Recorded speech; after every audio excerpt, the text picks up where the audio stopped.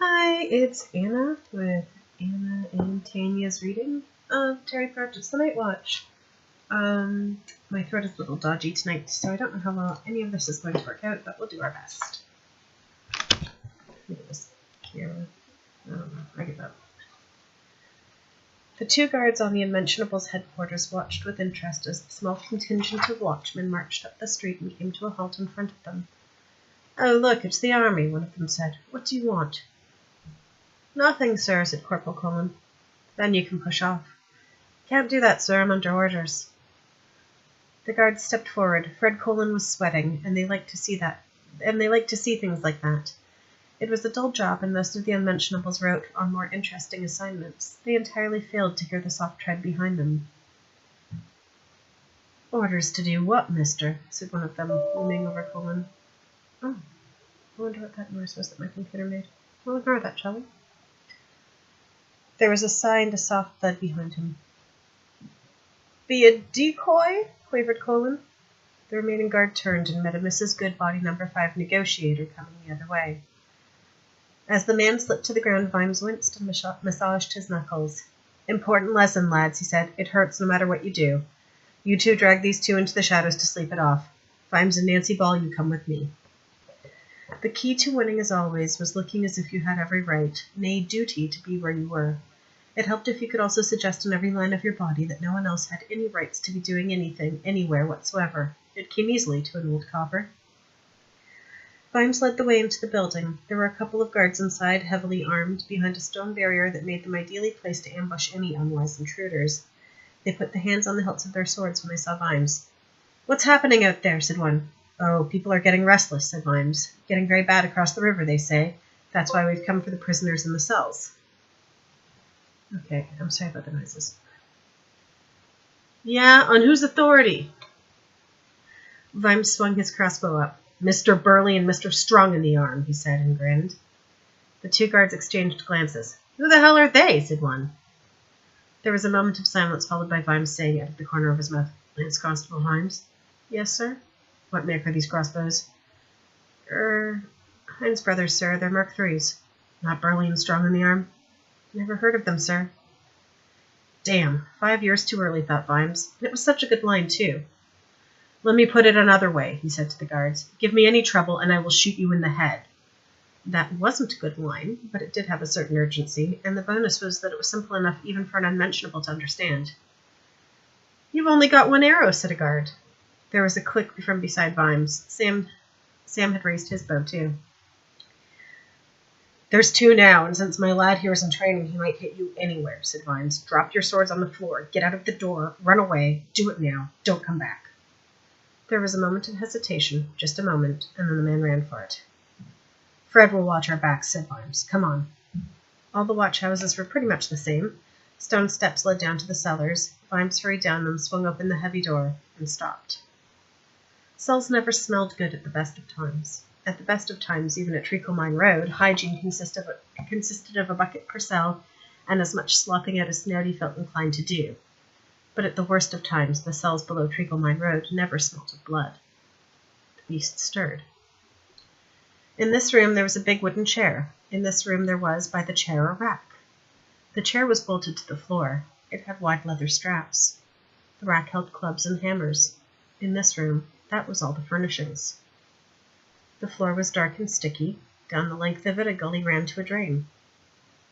Boards had been nailed over the tiny window at street level. This wasn't a place where light was welcomed. And all the walls, even the ceiling, were padded heavily with sacks stuffed with straw. Sacks had even been nailed to the door.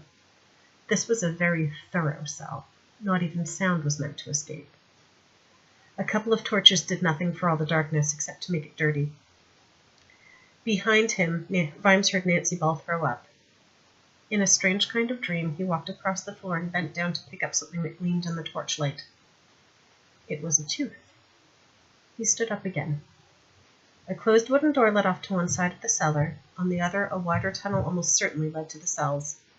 Vimes took a torch out of its holder, handed it to Sam, and pointed along the tunnel. There were footsteps accompanied by a jingle of keys heading toward the door, and a light growing brighter underneath it.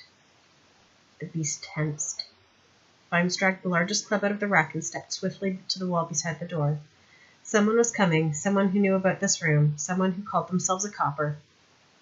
Getting a firm two-handed grip, Vimes raised the club and looked across the stinking room and saw young Sam watching him, young Sam with his bright shiny badge and face full of strangeness. Vimes lowered the club, leaning it delicately against the wall, and pulled the leather cosh from his pocket. Shackled, not quite understanding, the beast was dragged back into the night. A man stepped through the door, whistling under his breath, took a few steps into the room, saw young Sam, opened his mouth, and then fell fast asleep.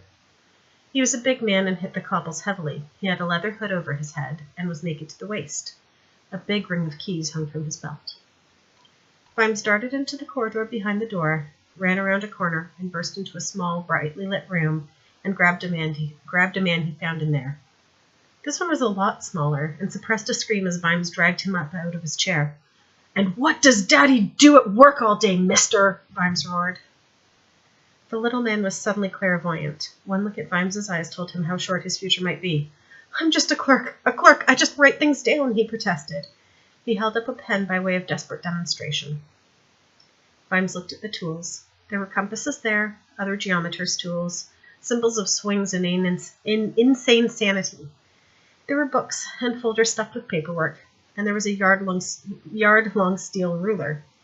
He grabbed it in his spare hand and slammed it on the desktop. The heavy steel made a satisfying noise. "And," he said, his face a few inches away from the struggling man, "and I measure people. It's all in the captain's book. I just measure people. I don't do anything wrong. I'm not a bad man." Again the ruler slammed into the desk, but this time Vimes had twisted it, and the steel edge chopped into the wood. "Want me to cut you down to size, mister?" The little man's eyes rolled. "Please!" Is there another way out of here? Vimes slapped the ruler down on the desk. A flicker of the eyes was enough. Vimes saw a doorway in the wall, almost lost in the paneling. "Good. Where does it come out?" Now Vimes was nose to nose with the man who, in police parlance, was helping him with his inquiries. "You're all alone here," he said. "You have no friends here. You sat and took notes for a torturer, a bloody torturer. And I see a desk, and it's got a desk drawer, and if you ever want to hold a pen again, you'll tell me everything I want to know." "Warehouse," the man gasped. "Next door." "Right, sir. Thank you, sir. You've been very helpful," said Vimes, lowering the limp body to the floor. "Now, sir, I'm just handcuffing you to this desk for a moment, sir, for your protection." Who from?" "Me. I'll kill you if you try to run away, sir." Vimes hurried back to the main chamber. The torturer was still out cold. Vimes hauled him up into the chair with great effort, pulled off the hood, and recognized the face. The face, yes, but not the person. That is, it was the kind of face you saw a lot in Norfolk. Big, bruised, and belonging to someone who'd never quite learned that hitting people long after they'd lost consciousness was a wicked thing to do. He wondered if the man actually liked beating people to death. They often didn't think about it. It was just a job. Well, he wasn't about to ask him. He buckled him in with every strap, even the one that went across the forehead, pulling the last one tight just as the man came round. The mouth opened, and Vimes stuffed the hood into it. Then he took the key ring and locked the main door. That should ensure a little extra privacy. He met young Sam coming the other way as he headed for the cells. The boy's face was white in the gloom. "Found anyone?" said Vimes. "Oh, Sarge." "Yes." "Oh, Sarge. Tears were running down the Lance Constable's face. Vimes reached out and steadied himself. Sam felt as though there were no bones left in his body. He was trembling. "There's a woman in the last cell, and she's Sarge." "Oh, Sarge." "Try taking deep breaths," said Vimes. "Not that this air is fit to breathe." "And there's a room right at the end, Sarge." "Oh, Sarge." Nancy Ball fainted again, Sarge. "You didn't," said Vimes, patting him gently on the back. "But there's—" "Let's rescue what we can, shall we, lad?" "But we were on the hurry-up wagon, Sarge." "What?" said Vimes, and then it dawned. "Oh, yes. But we didn't hand anyone over, lad, remember?" "But I've been on it before, Sarge. All the lads have. We just handed people over and went back to the watch house for cocoa, Sarge." "Well, you'd had orders," said Vimes, for what good that did. "We didn't know." "Not exactly," thought Vimes. "We didn't ask.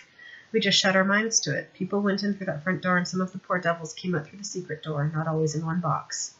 They hadn't measured up. Nor do we." He heard a low, visceral sound from the boy. Sam had spotted the torturer in the chair. He shook himself away from Vimes, ran over to the rack, and snatched up a club.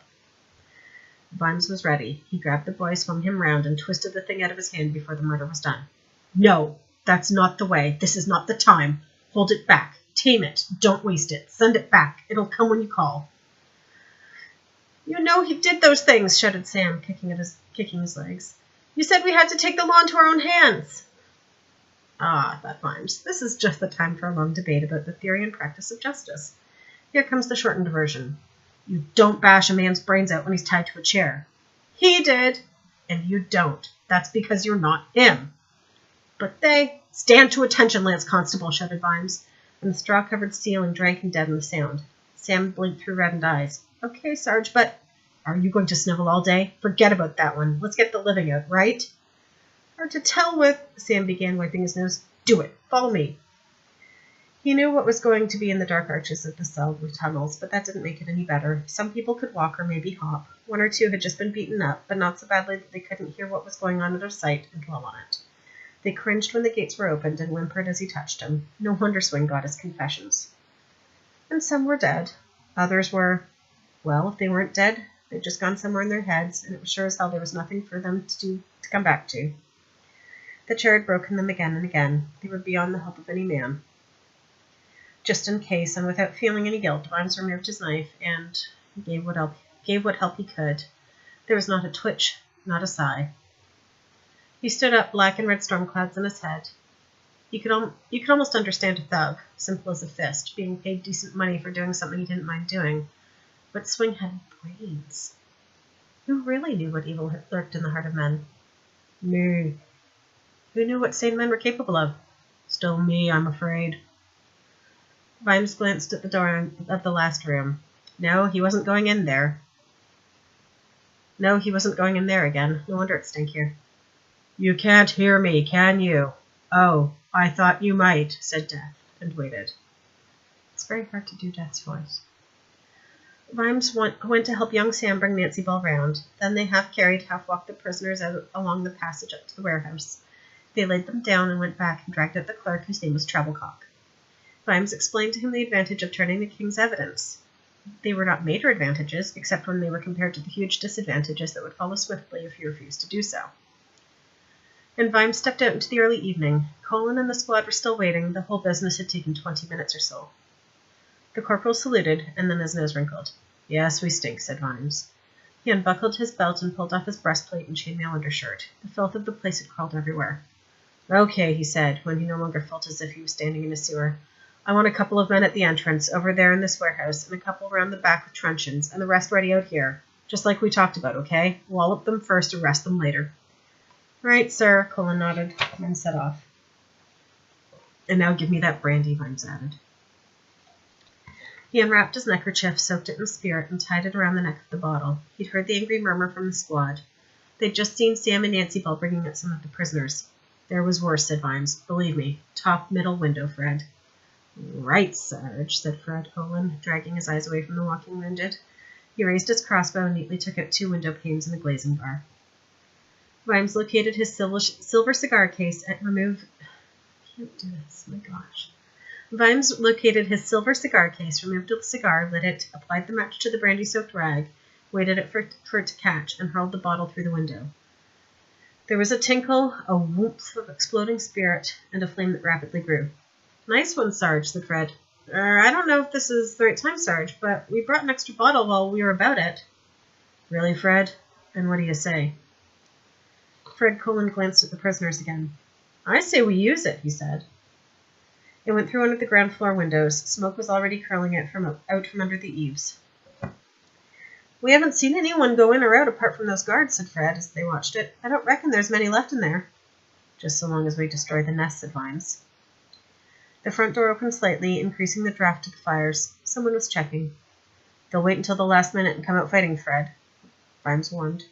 Good, Sarge, it's getting darker, said Colin grimly. He pulled out his truncheon. Vimes walked around to the back of the building, nodded at the watchman waiting there, and locked the door with his stolen keyring. It was a narrow door anyway. Anyone inside would surely go for the big doors at the front, where they could spread out quickly, and an ambush wasn't so easy. He checked on the warehouse, but that was an unlikely exit for the same reason. Besides, he'd locked the door to the cellar, hadn't he? Young Sam grinned up at him. That's why you left the torturer tied up, eh, Sarge? He said. Damn. That hadn't occurred to him. He'd been so angry with the clerk he'd forgotten all about the brute in the chair. Vimes hesitated, but burning was a horrible death. He reached for his knife and remembered it was back in its sheath on his sword belt. Smoke was already drifting up the passage into the warehouse. "Give me your knife, Sam," he said. "I'll just go and check on him." The Lance constable handed over the knife with some reluctance. "What are you going to do, Sarge?" "You just get on with your job, Lance constable, and I'll do mine." Vimes slipped down into the passage. "I'll cut one strap," he thought. "They're fiddly to undo. And then, well, he'll have a chance even with the smoke. That's more than anyone else got." He crept through the office and into the chamber. One torch was still alight, but the flame was just a nimbus in the yellow haze. The man was trying to rock the heavy chair, but it had been secured firmly to the floor. Some thought had gone into that chair. The straps and the buckles were hard to reach. Even if a prisoner got one hand free, and that hand had not yet felt the professionalism of the torturer, they'd have a job to get out of that chair in a hurry. He reached down to cut a strap and heard a key in the lock. Vimes stepped swiftly into the darker shadows. The door opened, letting in the noise of distant shouting and the crackle of burning timber. It sounded as though the Unmentionables were making a run for the clear air of the street. Vimes D. Swing stepped delicately into the room and locked the door behind him. He stopped when he saw the seated figure and examined it carefully. He walked to the office doorway and looked inside. He peered into the cells, but by then Vimes had moved soundlessly around the wall. He heard Findy sigh. There was the familiar sound of moving steel, followed by a small, organic sort of noise and a cough. Vimes reached down for his sword, but it was up on the road, too, wasn't it? Down here, the song in his head came back louder, with the background clink of the metal that was always part of it. "See how we rise up, rise up, rise up." He shook his head, as if that dislodged the memory. He had to concentrate. Vimes ran into the room and made a leap. It seemed to him that he stayed in the air for a long time. There was the torturer, blood on his shirt. There was Swing just sliding the blade back into the stick, and Vimes airborne, armed with just a knife. "I'm going to get out of this," he thought. "I know, because I remember this. I remember Keel coming out and saying it was all over. But that was the real Keel. This is me. It doesn't have to happen the same way." Swing jerked aside with surprising speed, trying to tug his blade out again. Vimes hit the sacks on the wall and had the sense to roll away immediately. The blade slashed down beside him, spilling straw onto the floor. He'd expected Swing to be a bad swordsman. The ridiculous stick suggested it. But he was a street swordsman. No finesse, no fancy tricks, just some talent at moving the blade quickly and sticking it where you hoped it wasn't going to go. Fire crackled in the corner of the ceiling. Dripping spirit or sheer heat had worked its way through the heavy floorboards. A couple of the sacks began to blossom thick white smoke, which rolled above the men in a spreading cloud. He circled the chair, watching Swing intently. "I believe you are making a great mistake," said Swing. Vimes concentrated on avoiding the sword. "Hard times demand hard measures. Every leader knows that," said Swing. Vimes dodged and continued circling, knife at the ready. "History needs its butchers as well as its shepherds, Sergeant." Swing jabbed, but Vimes had been watching his eyes and swayed away in time. The man wasn't pleading. He didn't understand what had been done to require it, but he could see Vimes's face. There was no emotion in it at all. "You must understand that in times of national emergency, we cannot be too concerned with the so-called rights of—" Vimes darted sideways and along the haze-filled corridor to the office. Swing lurched after him. The blade sliced Vimes on the back of the leg. He sprawled on the clerk's desk, knife skittering from his fingers. Swing circled to find a stabbing point. He drew back the sword. Vimes's hand came up holding the steel ruler. The smack of the flat steel knocked the sword right out of the captain's grasp. Vimes pulled himself upright as though in a dream, following on the curve of the stroke. "Send it back into the dark until you need it." He turned the ruler as the backstroke began, and it whispered through the air edge first, leaving the hazy smoke rolling and coiling behind it. The tip caught Swing across the neck. Behind Vimes, the white smoke tumbled out of the corridor. The ceiling of the bloody chamber was falling in. But he stayed, watching Swing with the same blank, intent expression. The man had raised his hands to his throat, blood spurting from between the fingers. He rocked, grasping for a breath that wouldn't come, and fell backwards. Vimes tossed the ruler on top of him and limped away. Outside, there was the thunder of moving barricades. Swing opened his eyes. The world around him was gray, except for the black-clad figure in front of him. He sought, as he always did, to learn more about the new person by carefully examining their features. Your eyes are... your nose is... your chin..." He gave up. "Yes," said Death. "I'm a bit of a tricky one. This way, Mr. Swing. Lord Winder thought Veterinary impressively paranoid. He'd even put a guard over on top of the whiskey distillery that overlooked the palace grounds. 2 guards, in fact. One of them was clearly visible as he rose over the parapet, but the other was lurking in the shadows beyond the chimneys. The late Honourable John Bleedwell had spotted only the first one.